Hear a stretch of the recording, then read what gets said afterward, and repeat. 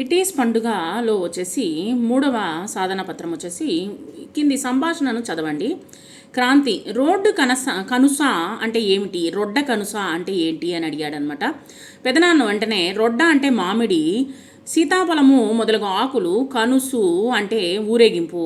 రెండవ రోజు ఆకులు కట్టుకుంటారు, తలకు పక్షి ఈకలు కట్టుకుంటారు, ముఖంపై నలుపు తెలుపు రంగులు ఛాయలు పూసుకుంటారు.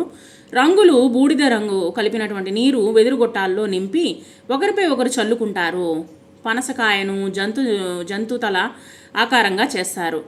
అది దానిపైకి బాణాలను వేస్తూ ఆడుతూ పాడుతూ శంకుదేవునికి దగ్గరకు వెళ్తారనమాట. అక్షయ ఎందుకు వెళ్తారు అని అడిగింది. పెదనాన్న వచ్చేసి శంకుదేవుని కొరకు ప్రతి ఇంటి నుండి గుప్పెడు విత్తనాలు బియ్యము సేకరిస్తారు. బియ్యము గుడి దగ్గర వంట చేసి నైవేద్యం పెట్టేస్తారు.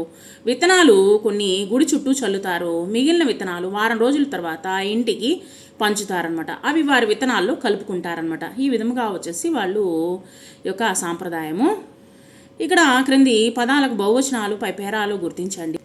రంగు రంగులు, ఆకు ఆకులు, బాణము బాణాలు, చార చారలు, విత్తనము విత్తనాలు. క్రింది వాటికి జత చేయండి. దేవుని సన్నిధిలో పెట్టేటువంటి వంటకం వచ్చేసి నైవేద్యము. తర్వాత వచ్చేసి దేవుని సన్నిధిలో పెట్టేది వచ్చేసి నైవేద్యము. గ్రామస్తులందరూ ఊరేగింపుగా వెళ్ళడము కనుసు అంటారు.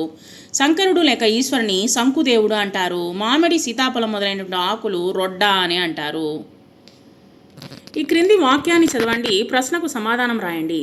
రంగు నీళ్లు చల్లడానికి వేటిని ఉపయోగిస్తారు? రొడ్డ కనుసు అంటే ఏమిటి? రంగు నీళ్లు చల్లడానికి వేటిని ఉపయోగిస్తారంటే వెదురు గొట్టాలను ఉపయోగిస్తారు. రొడ్డ కనుసు అంటే ఏమిటంటే, రొడ్డ అంటే మామిడి, సీతాఫలము మొదలైనటువంటి ఆకులు, కనుసు అంటే ఊరేగింపు. తర్వాత వచ్చేసి ఆకులు కట్టుకొని తలకు పక్షి రెక్కలు ఈకలు కట్టుకొని ఊరేగుతారు. దీన్ని రొడ్డ కనుసు అంటారు. ఇక్కడ గీతల్లో అందంగా రాయండి. గిరిజన తెగలు వ్యవసాయము, అటవీ ఉత్పత్తులపై ఆధారపడి జీవిస్తారు.